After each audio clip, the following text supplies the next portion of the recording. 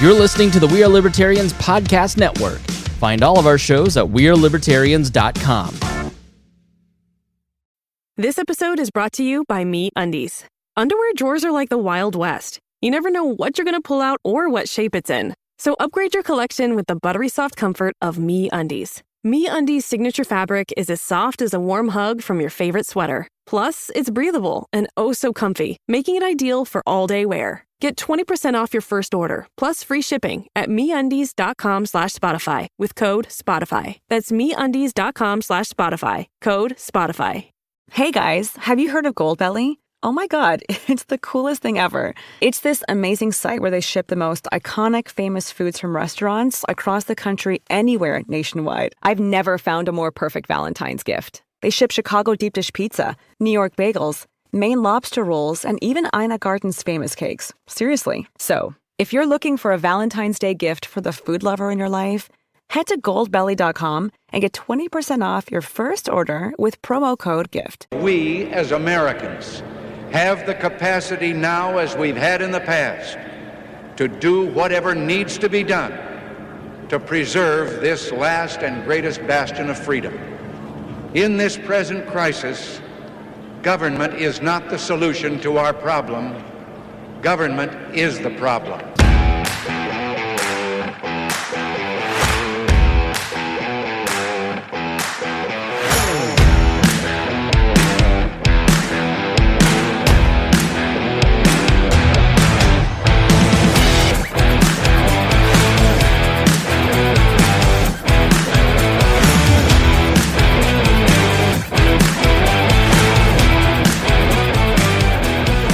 Listen to my man, Ronald Reagan.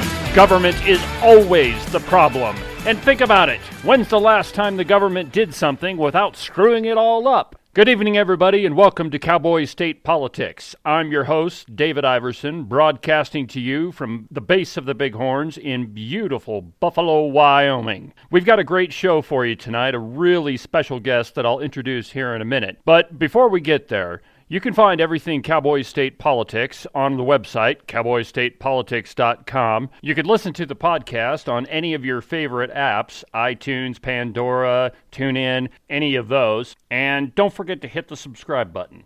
But I think that's probably enough self-promotion for right now. On with the show. Wyoming just elected its 5th Libertarian congressman to the House of Representatives, and the first since 2002. His name's Marshall Burt from around Rock Springs. But it occurred to me that most people really don't know anything about the Libertarian Party or what it means to be a libertarian. Libertarians get blasted as anarchists that don't want any sort of government whatsoever, or as right-wing extremists that don't think that there should be any restrictions on freedom, and that's just not the case.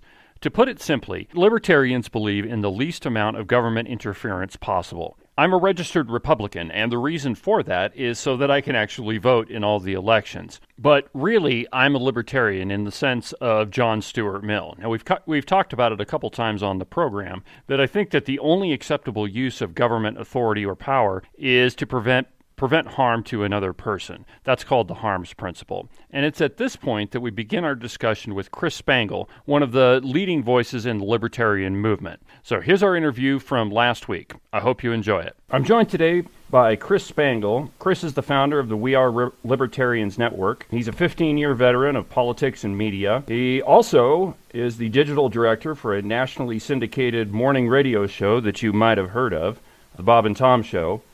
And he was the executive director of the Libertarian Party of Indiana. Chris, welcome to the show. It's great to be with you. Thanks for inviting me on. So where I wanted to start is just kind of in general, how did you arrive at being a libertarian?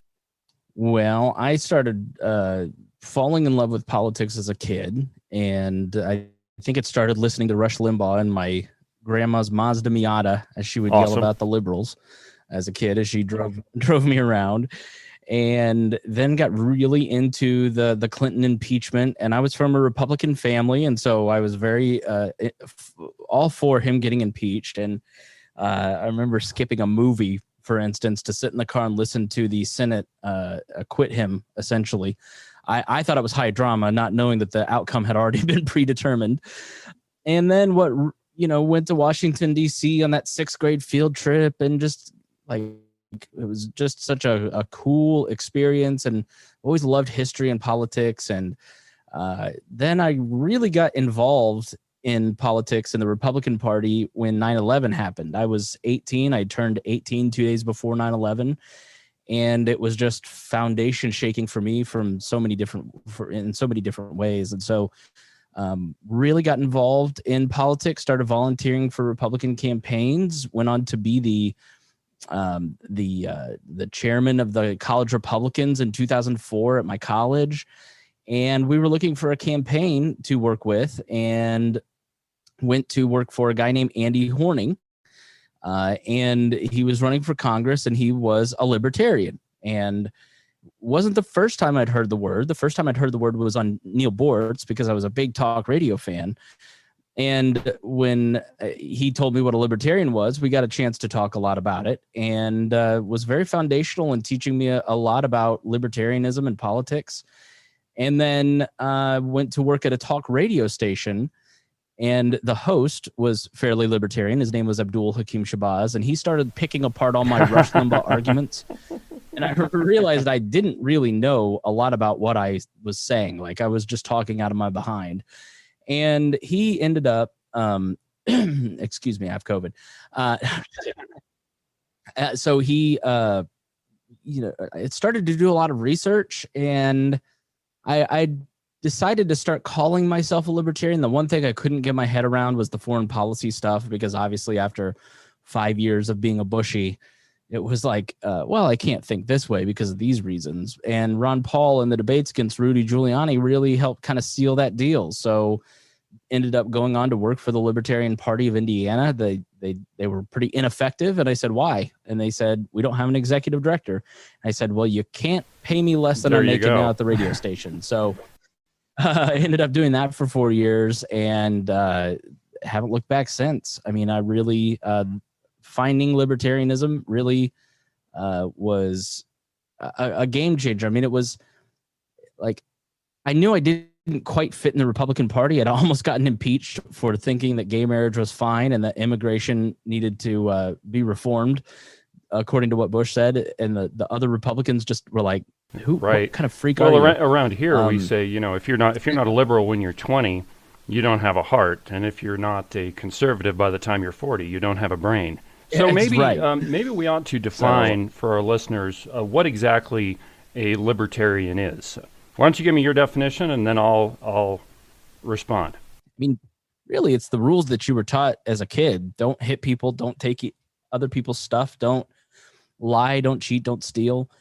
It's really about treating other people like you want to be treated, and not hurting them. And those are the basic rules of society. And the government doesn't abide by those rules, because inherently it forces people to do what other people want them to do. If you don't pay your taxes, or if you don't obey some law, you go to jail, you get fined out of existence. That's force. And so we use the government to force people to do certain things, as opposed to persuading them.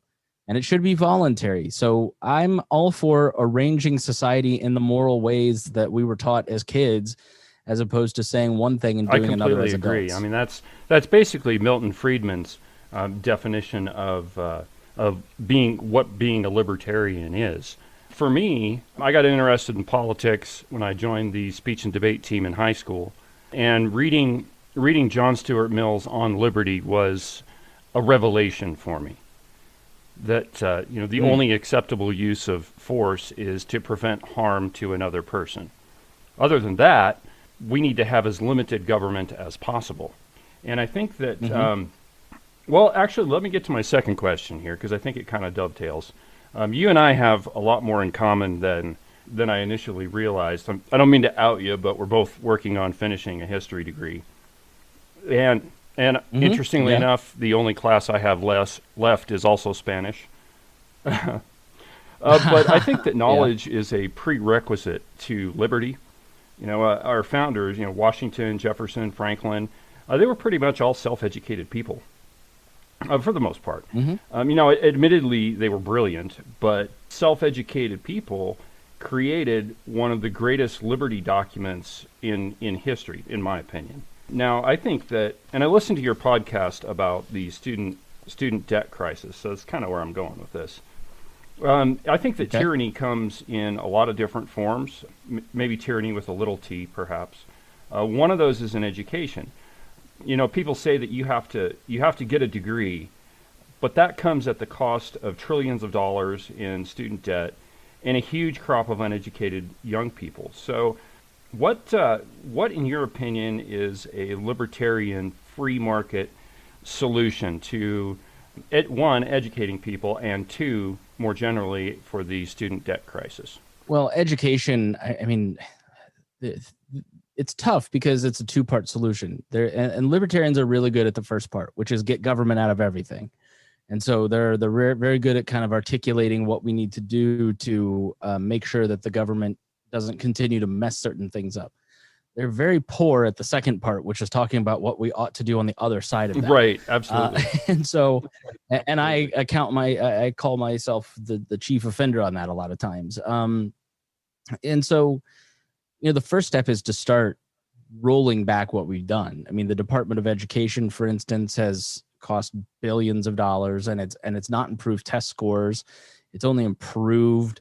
It's only proven to put in place these standards that rob teachers of the ability to do their God-given gift of teaching children. You know, if you talk to a teacher, they're so miserable because they don't have the freedom to teach. There's teaching to tests and to standards, and it wasn't that way when I was in school 20 years ago. You know, yeah, I mean, it's really kind of crept up since No Child Left Behind. Well, George Bush, because he felt he was on tenuous ground because of the 2000 election, felt that he had to have some bipartisan piece of legislation to unite the country, worked with Teddy Kennedy, passed No Child Left Behind, passed all these standards. That's blossomed over time into things like Common Core, and it's robbed the spirit of education in local school districts because it's all centralized. And so now you have administrators and teachers who are just very unhappy with what they're doing. And so start removing some of that stuff. Removing the 535 people in Washington, D.C. shouldn't have authority over local school districts and parents locally.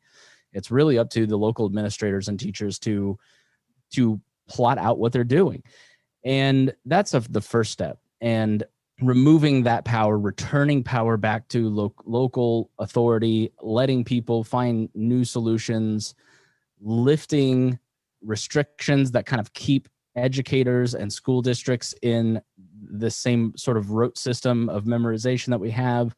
And that's one of the beautiful things about the school choice movement, which leads us to the second part, is that Indianapolis is a hotbed of school choice. I have on my wall the books of Friedman because I brought a bunch of people to a Friedman Foundation event. Its headquarters here. It's a Milton Friedman Foundation built on school choice. That's headquarters here. The Lumina Foundation, all of these different groups are here in Indianapolis working on school choice and new models of education.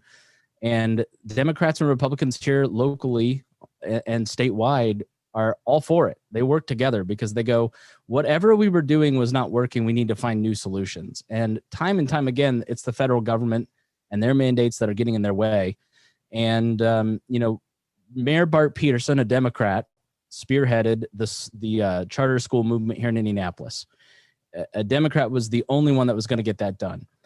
And what that did is it brought so much competition. Now, the charter school movement has some mixed reviews here locally, but it put so much pressure on IPS and the local school district that they created what was called innovation schools. My niece goes to one of these.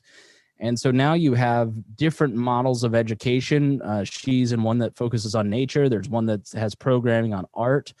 And it's really helping children learn in the way that they learn best. And so the innovation schools in the public school system, they're autonomous schools from even the IPS board, but they're funded through that, have been revolutionary for the students in Indianapolis. And it starts there, and then on to college. When you look at what broke college, it's two things. First, it is the backing of student loans based on the federal government saying we'll pay whatever it costs.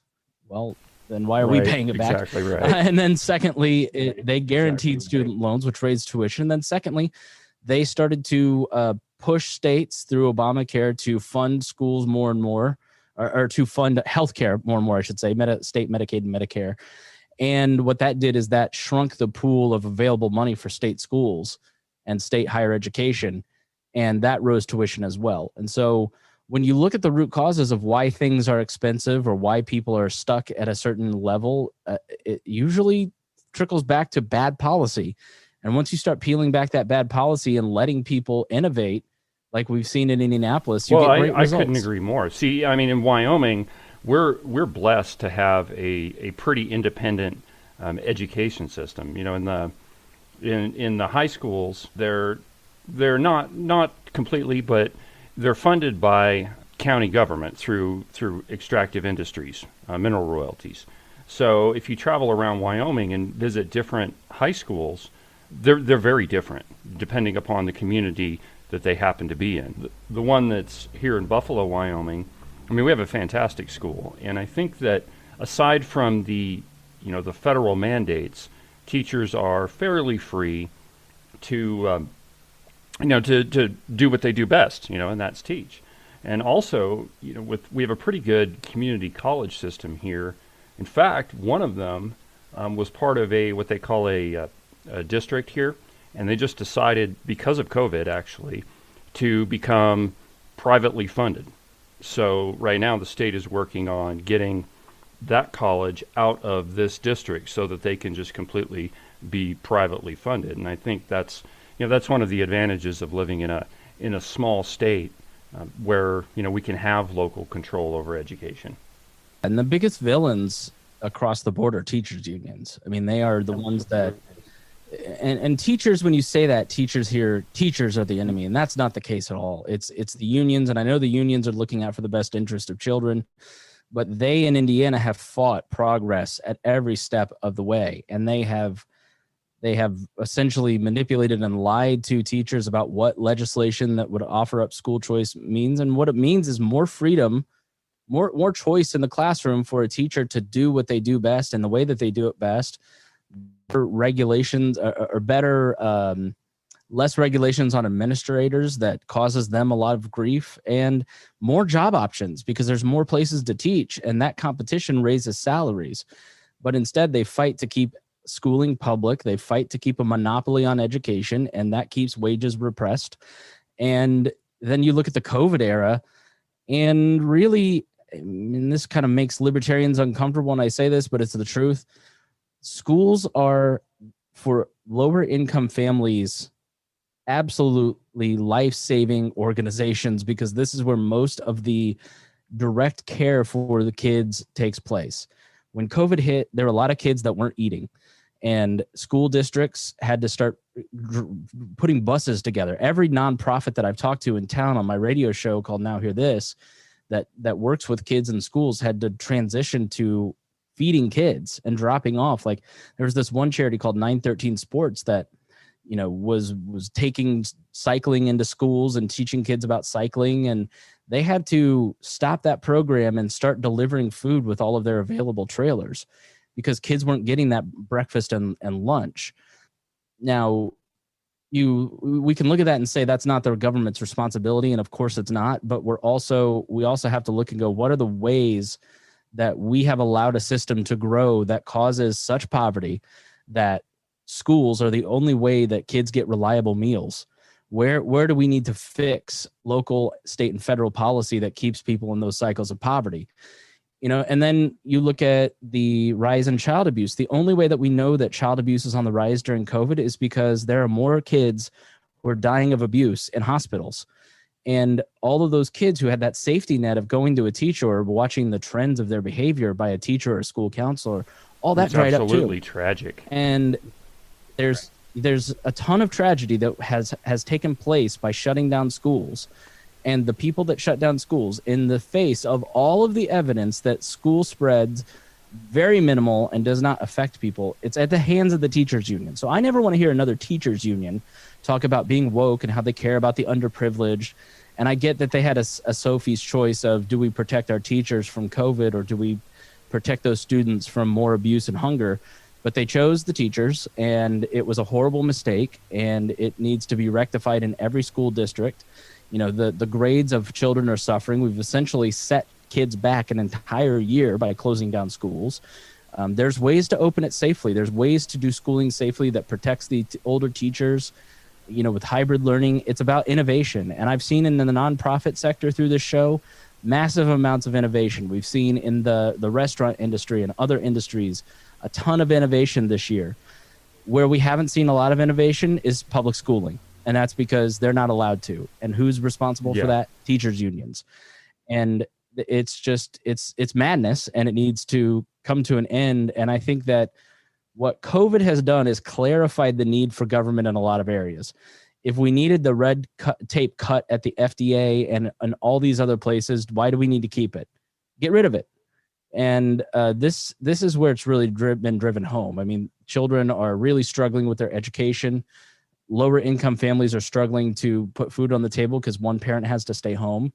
Women, like half, I think the statistic I said is like half of women in the United States have had some job affected or some income affected by this. And if you're a single mother and you're in that 50%, I mean, how are you doing it right now? So it's really a tough time, and you have to lay a lot of that at the feet of the teachers. I absolutely 100% agree that, you know, teachers unions are the biggest part of the problem. Now, one of the, you know, I know you, maybe not nationally, but if you watch the news here, all of it is Wyoming has a huge spike in coronavirus, which I guess if you look at the population and compare it to the cases, yep, there's a spike going on. But where it's not happening is in the schools. By and large, they've been pretty successful at finding creative ways to control. I don't know if you can say that they were controlling the virus, but minimizing the spread inside the school. And I mean, locally, I think our school staff needs, a big attaboy for that, or attagirl, as it were. One of the problems that we ran into here locally is when all the CARES funding came in, it was the administrators that got the largest amount of that money. You know, and surprise, surprise, right? When you put an administrator in charge of a big lump sum, what are they going to do? Now, I have another question that kind of fits with that. Over the weekend, I judged our local high school speech and debate tournament, and the topic was, should the federal government provide a jobs guarantee? Now, out of the dozen or so kids that I listened to, only one was able to articulate why the free market can provide jobs for anybody that wants one. The rest of the kids, it was all the federal government has to do this. So how do we articulate a libertarian thought process to high school age kids when apparently all that they're getting is federal government, federal government, federal government? How do we do that? Well, I think we need more libertarian teachers. You know, we need more libertarian journalists. We need to stop this idea on the right, on the libertarian side, on the conservative side, that we need to create these secret libertarian conservative only societies, this Benedictine option, essentially, where we're going to create our own universities, create our own schools, create our own, charter schools, create our own newspapers. I think that has shown, that impulse by the baby boomer generation has really shown to be an ineffective strategy and led to some pretty nutty places. And listen, it's not like conservatives were pushed out of newsrooms, pushed out of universities. They felt they need to go somewhere else. But the fact is fight to get back into it. Fight for diversity instead of sort of this whiny, let's start our own thing and then just build a reputation based on outrage at hypocrisy. I just think it doesn't work. It's not compelling. It gets boring after a while hearing conservatives whine and bitch and moan about everything, and the kids are like the main place. But the fact is if you go back and read my columns as a junior in high school for the high school newspaper, it's pretty socialistic. I think most high school students were kind of little Marxists running around. Yeah. Yeah, like there was, oh, the government needs to do this or that, or that, it was all BS. It was stupid. But, kids are experimenting with ideas and other things, and our impulse to shelter them with that Benedictine idea of, you need to just watch our culture. You can only watch this. You can only watch the Hallmark Channel. We need to protect you from the world. It makes fragile people, when they get out into the real world, they're not really prepared, because they have not been exposed to different ideas. They've not been exposed to different cultures. They've not been exposed to how to handle problems, because we have segregated ourselves into the suburbs. And, oh, by the way, you're going to go to Hillsdale and you're only going to read the Daily Wire. So then when they get out into the real world, they become very bitter and angry people. And I think libertarians make a huge mistake when they try to do that self-segregation.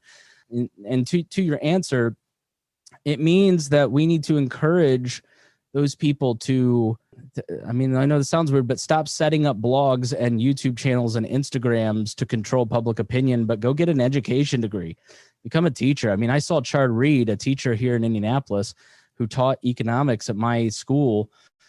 He ran for Congress as a libertarian, one of the brightest people I've ever met. Great teacher at Heritage Christian. Now he's at Carmel, one of the wealthiest school districts in the state, as a business teacher.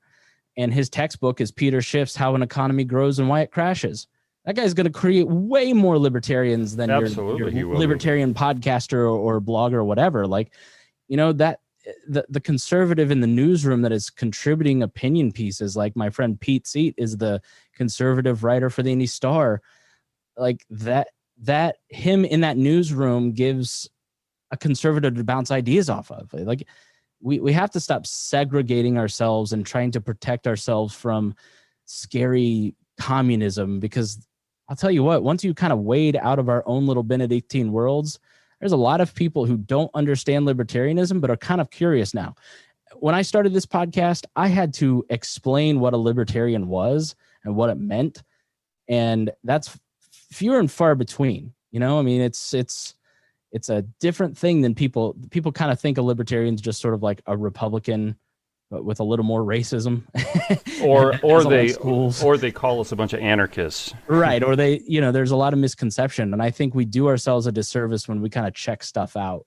We check out, call your local school district and say, I was supposed to do a couple speeches to high school classes, and the school districts didn't want that to happen because they didn't want the Libertarian Party to come in and infect the children, which I was like, I'm not even in the party, but I'm a podcaster and this is my alma mater. Like, so it was just sort of like weird, but whatever, so during this past election, I tried, and it's hard to get in there, but I don't know what the answer is, other than young people who have these beliefs, like that kid who's arguing for the free market, considering an education or a journalism degree, and having one libertarian in the school system that's not crazy is going to go a long way to getting people to open up and to think a little bit differently. Well, and I think part of the solution too is just to have the discussion. So much of our politics now is just vitriolic. You don't agree with me, therefore you're the devil.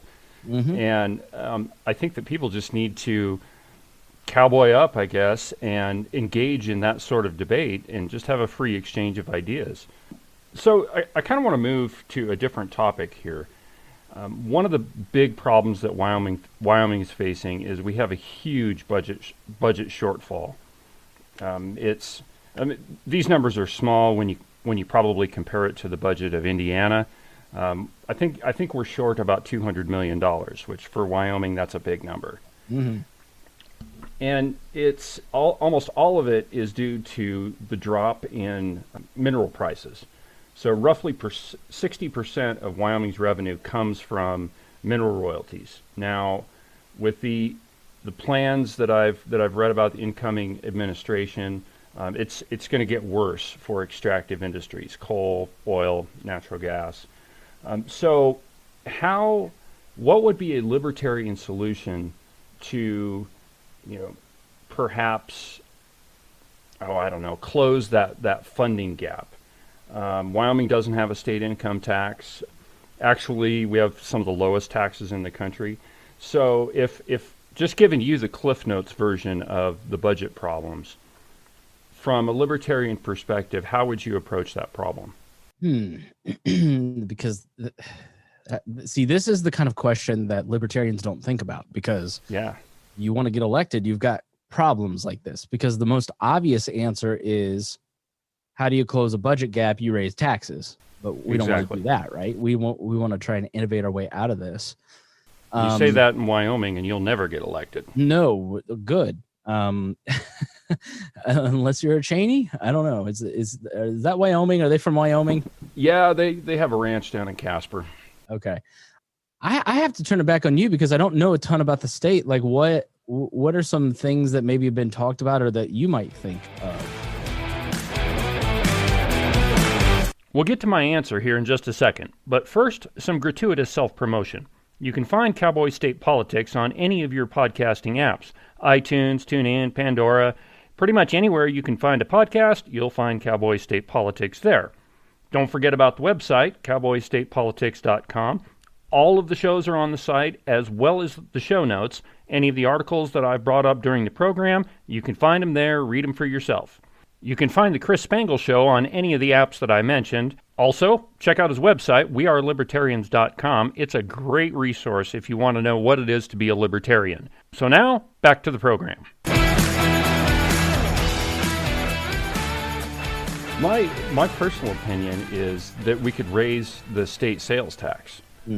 And right now, I think the tax in town is 6%, but that's only because our community voted to raise it another penny.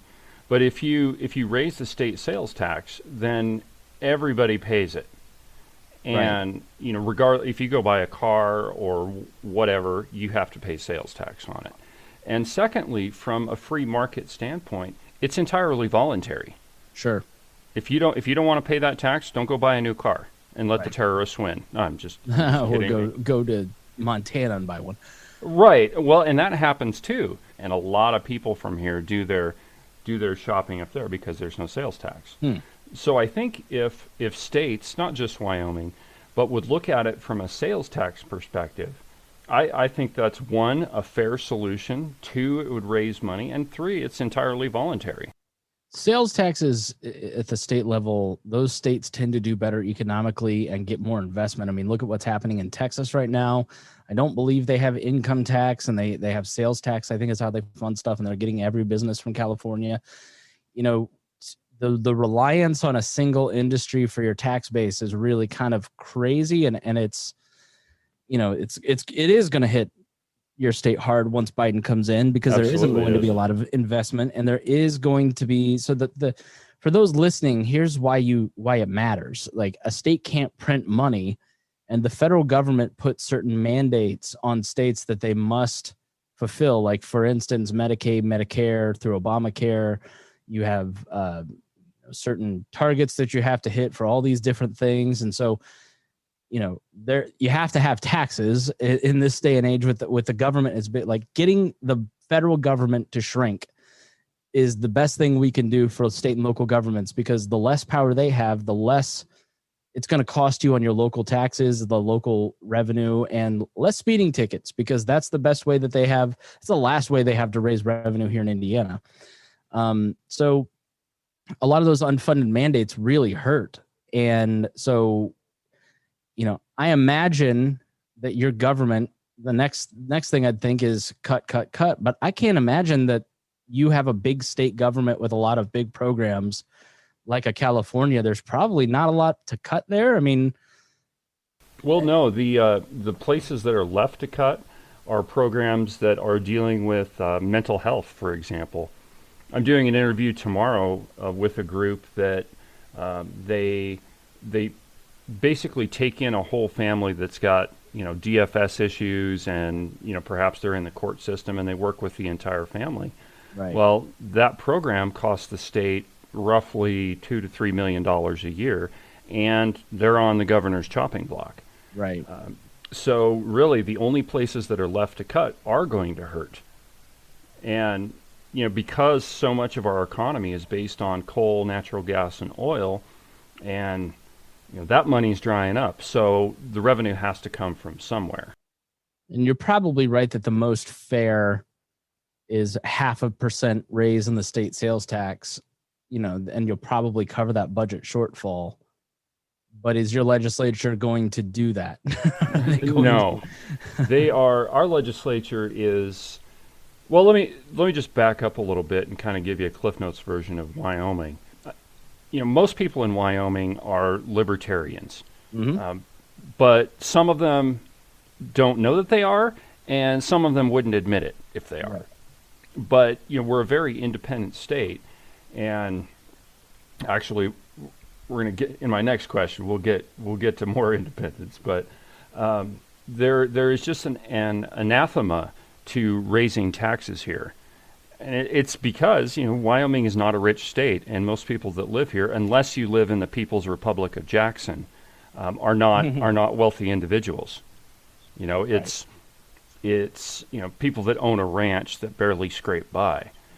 So the only solution, not the only solution, but one of the only solutions that are left in raising taxes is going to hurt, just about everybody in the state. So speaking of being independent and let me throw in before we move on to that. I mean, go ahead.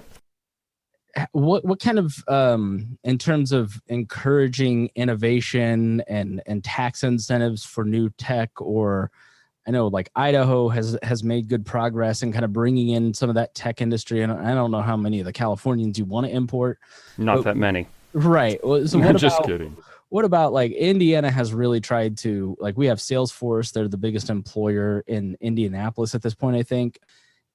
What about encouraging more? You don't have the income tax, so this isn't as helpful, but more people paying that sales tax by getting more people to move to your state. I mean, has there been any discussion about kind of tax breaks for companies that want to move from one of these socialist states like Illinois?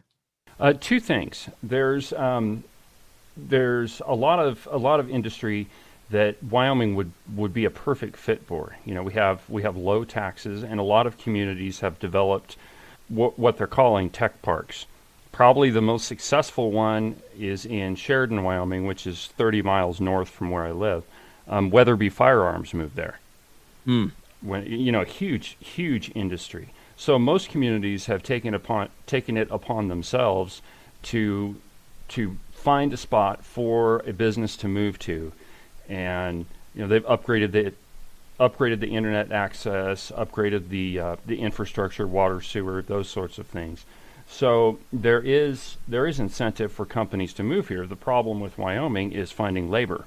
Now, one of the more interesting industries that's cropped up here is the hemp industry.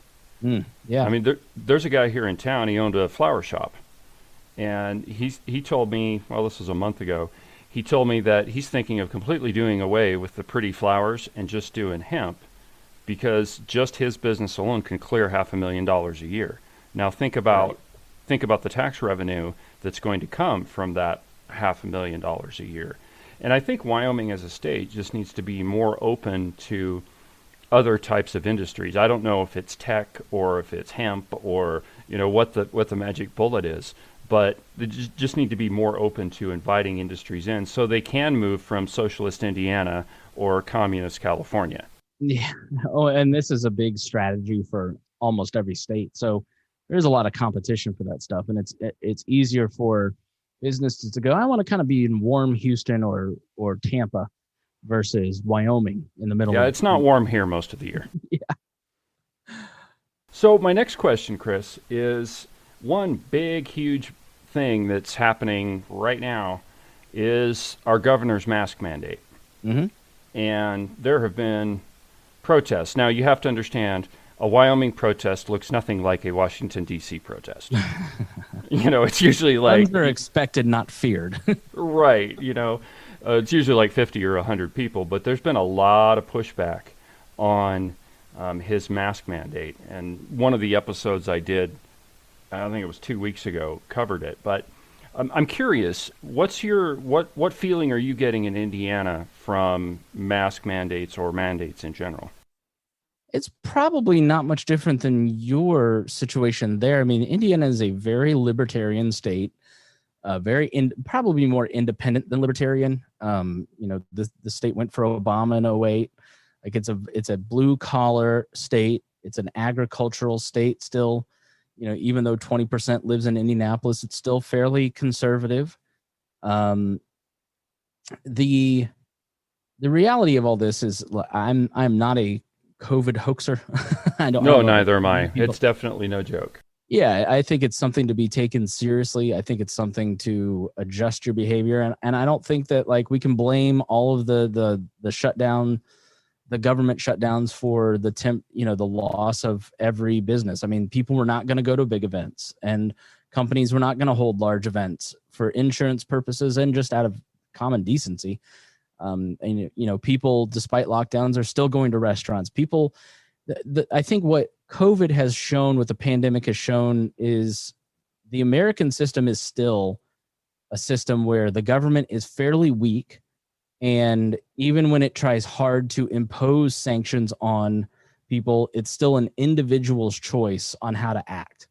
And the harder the government tries to lock down, the harder the government tries to force a mandate of any kind, the more pushback it breeds, the more conspiracies we get out of it, the worse the outcome tends to be. And so, I actually heard Anthony Fauci talk about this on an interview with CBS, I think it was, and a podcast of theirs, and Major Garrett. And he asked him, are you for a mandatory vaccine? And he said, absolutely not. Because when you mandate a vaccine, you get a lot of backlash, and you end up getting less people vaccinated because of personal liberty. And so the best way is to just persuade people and let them make that choice, and more people will make the right choice than won't. And there's just a certain portion of the population that won't take the vaccine. That's how I feel about masks. That's how I feel about, all of this. I mean, the NBA and the NCAA shut down like 2 weeks before Trump came out with the CDC guidelines. That was the cover for all of these states to shut down. They were doing what was in their best interest and the best interest of their customers 2 weeks before the government decided that it could horn in on this and try to take credit or blame. People were going to adjust their behavior. They were going to do things differently, and they were going to be responsible about it. And this is like, uncertainty is the biggest killer of economic growth. And the pandemic has been a big driver of uncertainty, but it's also driven a lot of innovation. There's a lot of businesses and nonprofits that have innovated. And obviously the free market worked really well in cranking out the vaccine. And, we should be celebrating some of that innovation and the response to the free market, while illustrating that the government is taking 9 months to get you $600. They're incompetent, they're impotent, and they can't really save you from anything. They can't. We have this myth that the government somehow is needed to protect us in times of crises. And all that government at the state, local, and federal level has done is increase the amount of uncertainty. Like, event companies didn't totally just shut down through 2021 because of COVID. They also shut down because they didn't know what the rules would be in different states and cities. And so they're going to be slower to restart when it's safe to do so, because there will still be all of these rules and regulations across the country that they can't, it becomes a compliance issue. They don't have the time and energy to do that. And so these governors are really making a huge mistake. And one, creating more backlash. Two, that resentment causes bad actors to act worse. And then, those bad actors go, if it weren't for the government, I wouldn't do this. And then you just go, okay, well, then you're proving the point that government's necessary. Like, just do what's in the best interest of the community, and other people won't see you as the problem and go, yeah, maybe we need the government to force these people to do what needs to be done. So I think libertarians by and large have kind of made the wrong argument across the board the entire time by saying this is not that serious. We don't need to overreact. We don't need masks. They don't work. Like, all that stuff is just so counter and foreign to the majority of the population that they see them as followers of Alex Jones, and then they kind of write them off as them. But the message that was working and will work and people grab onto is that, yeah, this is serious, but it just is made worse by government causing more uncertainty, causing bad actors to act worse. And it's a liberty issue, So people still care about liberty. They still care about their freedoms. And that becomes the issue that they're fighting instead of whether or not to wear a mask for personal protection. Well, what you just explained is such an important point, that most people, given the opportunity, will do the right thing. Because we are by nature self-interested, and if they're just given the chance, they're going to make the right decisions. For example, I'm a type 1 diabetic, so it doesn't make a lot of sense for me to go hang out in a busy bar. Right? Because I could get really sick and probably, I might die. So because I'm self-interested, I make the choice not to go down to the local bar, which interestingly enough, we call the Star Wars bar. But I'm self-interested and I'm responsible for my own choices. And I think that you're absolutely right that libertarians made the 100% wrong argument. It should have been based in liberty. That is, your life, you are responsible for your life and the choices that you make, and you ought to make the one that's best for you and your family. Right. And I think it just comes down to a lack of trust of other people, and libertarians trust other people less than most other groups. And I think it's partly because we swim in this stew of here's all the horrible things that happened and governments are responsible. It's not a very hopeful movement a lot of times. And I think that kind of cynicism and negativity kind of overtakes, and we end up missing out on the good stories of the empathy and the caring for our fellow man. That really, libertarianism is attractive when you start talking about that stuff. That, look, the nonprofit sector has exploded in the last 50 years, and that is because people are empathetic, and when they hear a sad, tough story, their empathy is triggered and they'll fund it. Global poverty has been cut in half since 1990 because of free markets. There is a path to solving a lot of this misery, and we have to make that case. And it's something that I try to do, and not always effectively, but I mean, that's really where my heart is and why I do things like the radio shows, because you just see the empathy that people have for others, the care that people have for others, the biggest challenges in our society are being taken on by nonprofits and for-profit companies, and it's done effectively. And sometimes the government helps in some of that with funding. A lot of times it's just in the way. But at the end of the day, the progress that is made in solving some of these big societal issues are done by nonprofits, universities, and the private sector. And I think COVID and the pandemic are a huge part of that. You've seen great innovation take place through the pandemic and in all these different places. You've seen acts of heroism and people taking care of each other. And, when you talk to food banks here in Indianapolis, the 12th largest city, they go, we've never wanted for food. Our need has doubled to quadrupled at times, but we've never not had enough because companies and individuals stepped up to make sure that everybody got fed. Those are great stories to tell. Those are great wins.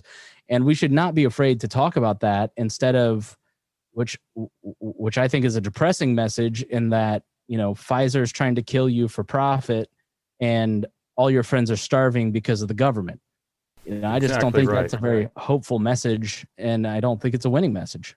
Well, and I think that it's a classic example of where when individuals are given the chance, they will help out each other. I mean, what's more efficient, my mom making a casserole and taking it across the street and setting it on, next to the mailbox, or waiting for a $600 check that's not really going to help you at all. Right.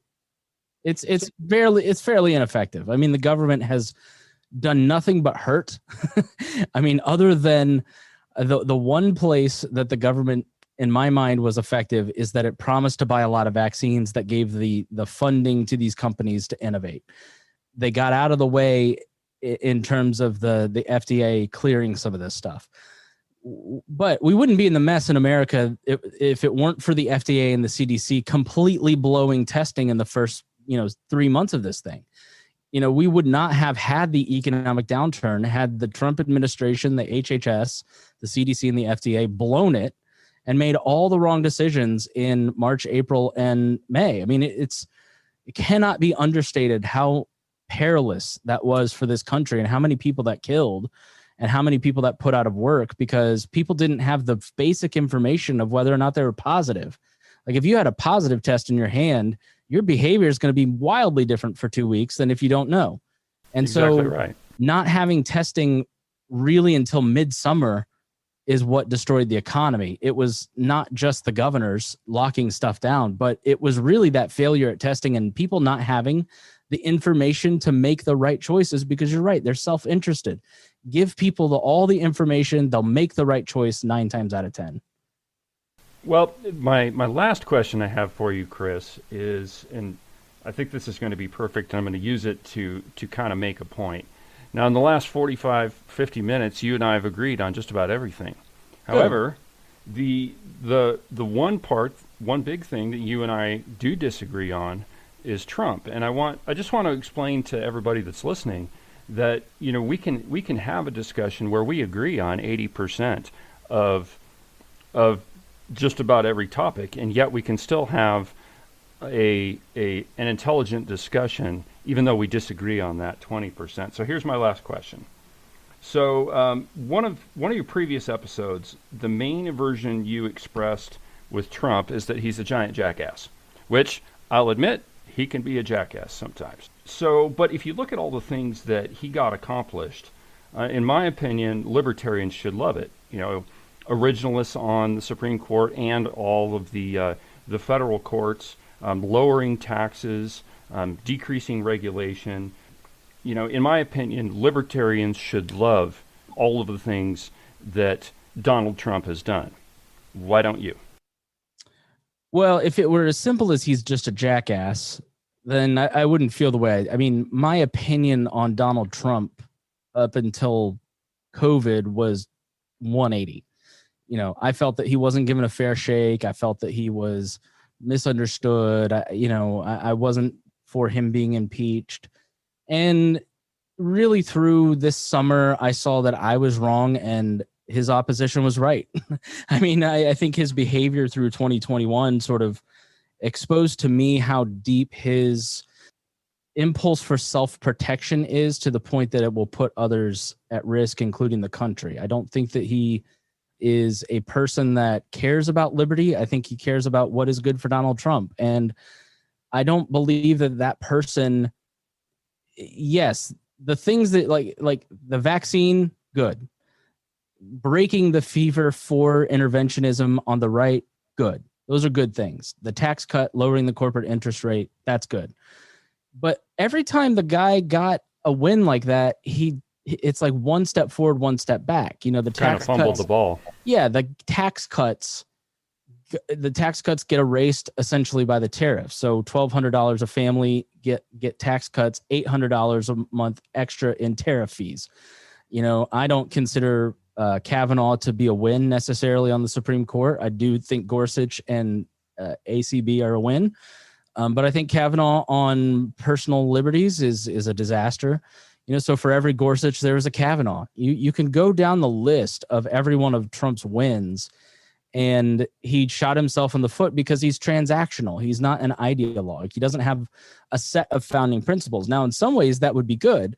Normally, and he's incredibly tough in taking criticism. So he doesn't mind moving the embassy. He doesn't mind moving to building a wall. He doesn't mind doing these things that, I agree or disagree with, because he just doesn't really care. And in some ways, libertarians are attracted to that lack of give a crapness. I don't know what you call it. But that often doesn't benefit liberty. I think I really, for the first time, was disgusted with Trump, with the kids at the cages, where you have now 1,200 orphans that the United States government created. It doesn't matter what president is doing that. If you had the kind of conditions that were happening there and the separations that took place, it doesn't matter who the president is. That's horrendous. That's one of the worst things the federal government has done in my lifetime. And there's that no gives a crap attitude didn't curb his behavior. He doubled down on it. So that's where that kind of attitude backfires. He doesn't take that criticism and then take it in and think about it and try to change policy, because at the end of the day, he really views his position as Roy Cohn and the mob boss who, when you walk in, if he didn't get his way, he's going to hit you with a baseball bat. You know, I mean, he said that in interviews, that's sort of how he views power. It's his way or the highway. He's perfectly willing to create his reality, and you have to live in it and accept his reality or else. Like, and I think he's a very poor leader. I think he is a very obstinate person. And when you are at the head of a government that has life or death decisions for people, you really need to have the mental flexibility to take criticism and maybe consider that you're wrong, you know. And I really kind of started changing my mind. The moment that made me go, maybe I'm wrong about Donald Trump, was when he gassed gassed people to get the photo op to, you know, as an evangelical Christian, he's basically using my religion, you know, using a church and a Bible to try and manipulate me into thinking he's on my team, and he was willing to hurt people to do it, and then starts talking about releasing the 82nd Airborne on American citizens. And I just went, this guy is not good. You know, and what is, when you have somebody who really can't be controlled, can't be thoughtful, is going to do whatever he wants to do. Yeah, he's got non-interventionist tendencies, but if Donald Trump won a second term and he felt that it was in his interest to start a war with Iran, as he was talking about in October, like, he'd do it. Like, there isn't a set of principles like a Rand Paul that he's operating from. You know, he is just about holding on to power. And that's really kind of the fundamental opposite of what we believe as libertarians. Like, the rule of law matters more than the rule of man. Like, just because we like this guy and we like his machismo, it doesn't mean that we should just bend down and make excuses for everything that he does. I think he has been incredibly harmful to the minds of the right.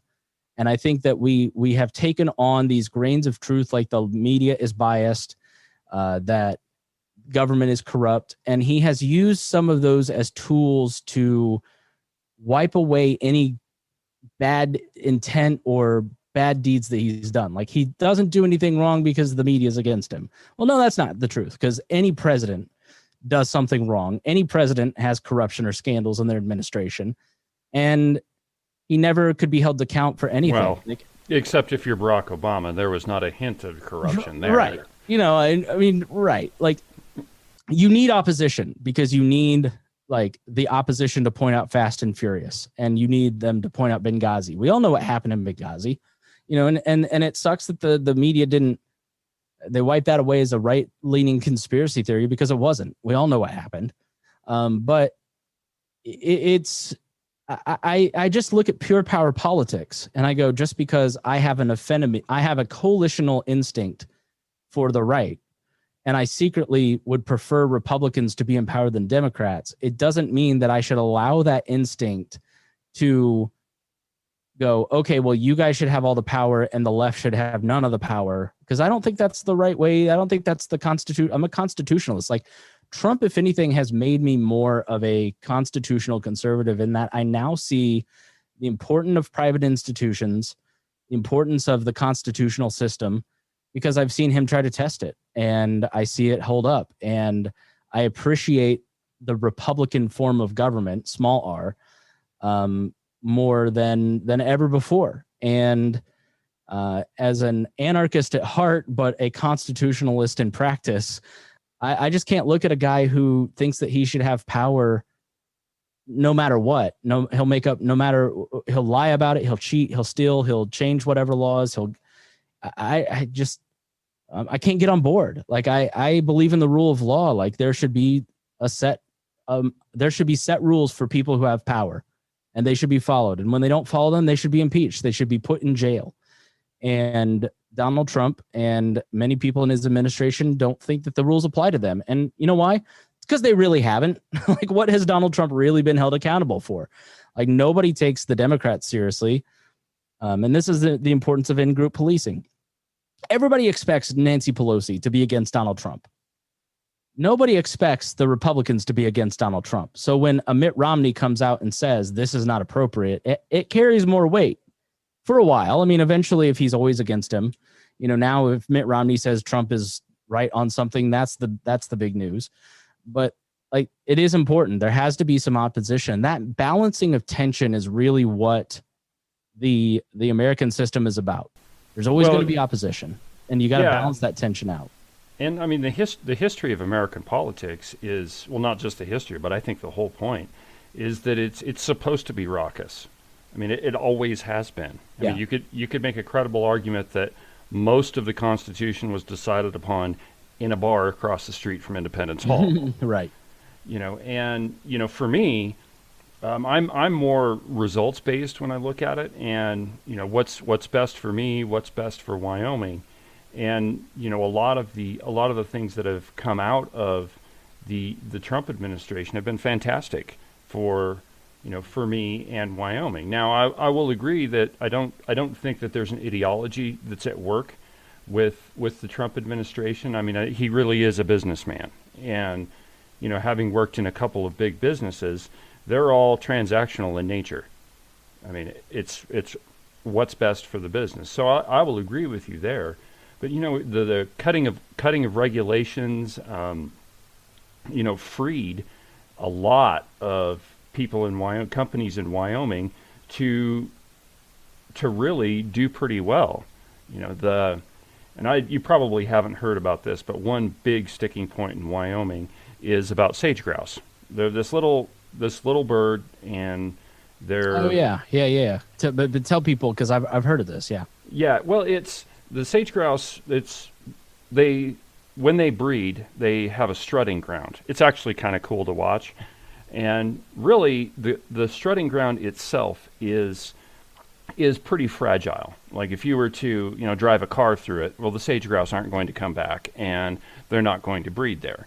But where we run afoul of that is when groups like the Sierra Club, or you can probably pick any liberal environmental group, and they've talked about sage grouse, is they take it to an extreme. So now the law is you can't do anything within a half a mile of one of these little strutting grounds, which is just ridiculous. Animals adapt, and I've got a stack of pictures that'll show you sage grouse eating off of a well pad. So reductions in environmental regulations, while they're painted by the big time media as, oh, we hate the environment, we want to trash the place, that's not exactly true at all. In fact, most companies, they want to do things the right way, because it costs a lot more money to fix what you screwed up. Right. So most companies will be responsible, and what the Trump administration was able to do was decrease those regulations, not eliminate them completely, because that would just be irresponsible, but to allow companies to do the work that they do to make money. And that's been really helpful for Wyoming. But that's just one example. So for me, I look at I'm kind of results based when it comes to Donald Trump. I think that he can be a giant jackass sometimes, admittedly, as we're seeing right now. But the whole point I wanted to make to our audience is that you and I agree on probably more than 80% of things, and we disagree on the big national the national issue of Trump versus Biden.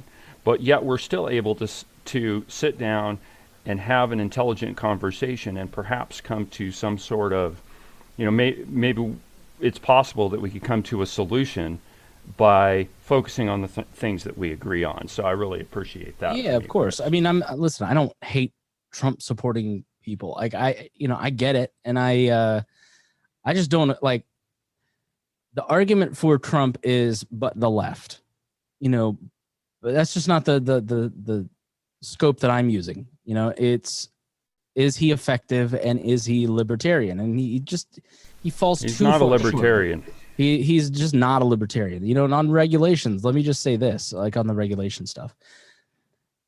Yes, there is this idea that Trump has been a great cutter of regulations, and that is absolutely true, and that's one of the good things. But because he is uninterested in the job, and he is uninterested in understanding his role as president or how his agencies work, he has let a lot of these positions atrophy, and he never ended those positions like he should have in this interregnum period. Like, he should be shutting down as many of this stuff as much of this stuff as possible. Because if you read, there's a great book by Michael Lewis, the Moneyball guy, who wrote, it's called The Fifth Risk. And it basically was all about Trump's transition and how poor his initial transition was and how that kind of got him off to a poor start. And Trump didn't fill out maybe like 25% of the government. And so there's been all of these positions that just have never been filled, or these jobs that never got replaced.